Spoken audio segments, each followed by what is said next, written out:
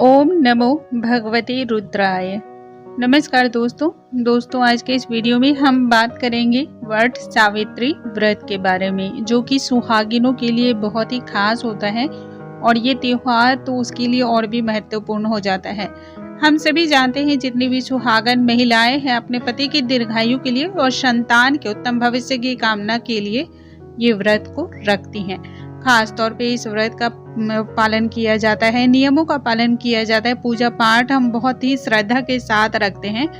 आज के इस वीडियो में मैं आपको बता रही हूँ वट सावित्री किस तिथि को हमें रखना चाहिए, यानी कि 2023 में वट सावित्री का व्रत किस दिन हमें व्रत को पालन करना चाहिए, पूजा का सही विधि क्या है, किन नियमों का हमें ध्यान रखना चाहिए।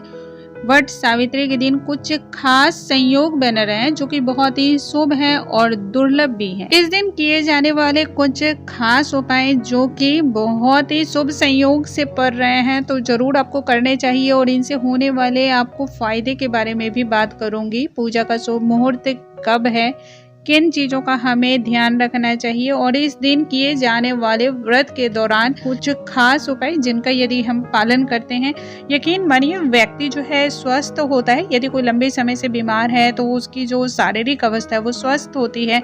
इसके अलावा ये हमारे सुहाग को पति की लंबी आयु का वरदान प्राप्त होता है और संतान की कामयाबी की सीढ़ियां किस तरह से आप तय करते हैं, किस तरह से आप संतान के उत्तम भविष्य की कामना के लिए कुछ कर सकते हैं, तो इन सभी चीजों के बारे में आज के इस वीडियो में हम बात करेंगे, जो कि बहुत खास है। इसलिए वीडियो को स्किप बिल्कुल मत कीजिए, बहुत ही ध्यान से सुनते हैं। आइए जानते हैं इसके बारे में।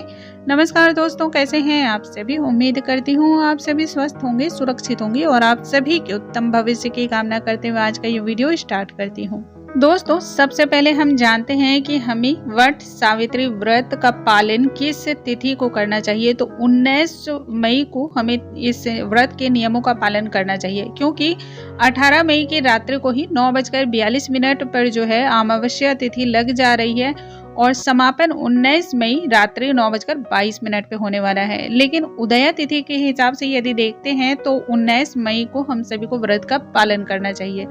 तो हम सभी सबसे पहले तो ये बात समझ लेते हैं कि हमें व्रत का पालन 19 मई को रखना है। इस व्रत में, इस पूजन में खास तौर पर बरगद के पेड़ यानी कि वट वृक्ष की पूजा करने का विधान है और पूजा का जो मुहूर्त है वो सुबह 7:19 से सुबह 7:42 तक का जो समय है इसे शुभ माना गया है। इस दिन कई शुभ संयोग बन रहे हैं, जैसे इस दिन जो है शोभन योग का निर्माण हो रहा है, जो कि इस व्रत को और भी खास बना देता है। कहते हैं इस मुहूर्त में यदि आप पूजा करते हैं तो व्यक्ति में आकर्षण बढ़ता है, वैवाहिक जीवन में खुशियों का इससे आगमन होता है। इसके अलावा वट सावित्री जो अमावस्या है, इस दिन चंद्रमा गुरु के साथ मेष राशि में चुके होंगे, इससे गज केसरी योग का निर्माण हो रहा है और इस योग में पूजा और भी ज्यादा शुभ हो जाती है। इस समय यदि आप पूजा करते हैं तो जो व्यक्ति होता है, जितनी महिलाएं होते हैं उनमें हाथियों जैसा बल और महालक्ष्मी का आशीर्वाद मिलता है, ऐसा माना जाता है। तो ये बहुत ही शुभ संयोग है, बहुत ही खास है, इन चीजों का हमें ध्यान रखना चाहिए। अब उपाय के बारे में जान लेते हैं। तो जितने भी व्रती हैं जो व्रत को रख रही हैं उन्हें इस बात को ध्यान रखना चाहिए, यदि आप इस दिन बरगद का एक पौधा लगाते हैं तो जीवन भर कभी भी वैवाहिक जीवन में आपको तनाव नहीं झेलना पड़ता है, किसी भी तरह की आर्थिक समस्याएं आपको नहीं होती हैं और पति को दीर्घायु का वरदान मिलता है। लेकिन इसके साथ ध्यान रखने वाली बात यह है, ये जो पौधा आप लगाते हैं इसका आपको नित्य प्रतिदिन जो है सेवन करना होता है, यानी कि आप इसकी सेवा करें और पौधे को बड़ा करते रहें, उसको जल से हमेशा सींचे, उसकी देखभाल करें और जब पौधा जैसे जैसे बड़ा होगा वैसे वैसे जीवन में आपकी समृद्धि भी आती जाएगी। तो ये बहुत ही अच्छा माना जाता है। वट सावित्री व्रत के दिन जितनी भी सुहागिन महिलाएं हैं उन्हें खास कर सुहाग की सामग्री का दान जरूर करना चाहिए। कहते हैं यदि आप सुहाग की सामग्रियों को दान करती हैं तो इससे पति के आयु में वृद्धि होती है। और इस दिन आपको दान क्या क्या खास तौर पे करनी चाहिए, चूड़ी, बिंदी, कुमकुम, हल्दी, मेहंदी और सुहागिनों को आप अगर सक्षम है तो वस्त्र का भी दान कर सकते हैं। तीसरा उपाय क्या है दोस्तों, ये है वट वृक्ष का जो जड़ होता है उस दिन क्या करना है, आपको जड़ थोड़ा सा जरूर सुरक्षित अपने पास रखना चाहिए और वो भी पीले वस्त्र में या फिर पीले रंग की पोटली में आप रख लें। यदि आप ऐसे रखते हैं तो इससे आपके घर परिवार में धन का लाभ होता है। परिवार में कभी भी जो है ना संकट नहीं आता है, और यदि संकट आता है तो उसका रास्ता भी दिखाई देता है, उससे निपटारा कैसे किया जाए वो भी रास्ते आपको दिखाई देते हैं। और इसके साथ ही यदि आप इन नियमों का पालन करते हैं तो और एक चीज़ है कि अकाल मृत्यु का जो भय होता है वो भी टल जाता है। अब इसके अलावा जो उपाय करना है वो वट वृक्ष की परिक्रमा करें और उसके चारों ओर कलावा जरूर बांधें। यदि आप इस दिन ये कार्य करते हैं तो इससे पति की आयु लंबी होती है और संतान प्राप्ति की जिन महिलाओं को कामना होती है वो अधिक फलित फूलित होती है। और वट सावित्री व्रत के दिन ही शनि जयंती भी है, तो ये बहुत ही और खास है। ऐसे में इस दिन पीपल के वृक्ष को दूध गंगा जल से जरूर सींचना चाहिए।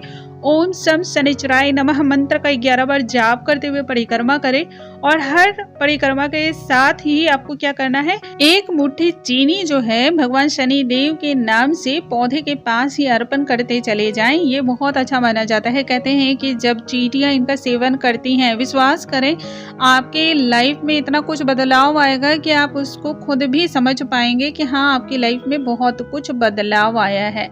बहुत अच्छा होता है। वट सावित्री व्रत वाले दिन आपको एक और काम करना है कि जो भी घर में बीमार व्यक्ति है, यदि कोई भी घर में बीमार चल रहे हैं लंबे समय से, तो तकिए के नीचे आपको बरगद के पेड़ की जड़ को थोड़ा सा जरूर रख दें। और ये उपाय वट पूर्णिमा के तक आपको रोज करना है, यानी कि ये 15 दिनों तक। ऐसा यदि आप करते हैं तो व्यक्ति के स्वास्थ्य में भी धीरे धीरे फायदा होता है, लाभ होता है और वो स्वस्थ होने लगता है। ये बहुत ही छोटे छोटे से उपाय थे जिन्हें यदि आप करते हैं, अपनाते हैं, तो जीवन में बहुत बदलाव आते हैं और इसके साथ ही घर में सुख शांति समृद्धि भी आती है। तो दोस्तों, मुझे उम्मीद है आज की ये जानकारी आप सभी को बहुत अधिक पसंद आई होंगी। ऐसी और भी जानकारियों के लिए हमारे चैनल पे बने रहें। अगले वीडियो में एक नई जानकारी के साथ फिर से मिलूंगी। तब तक के लिए नमस्कार दोस्तों।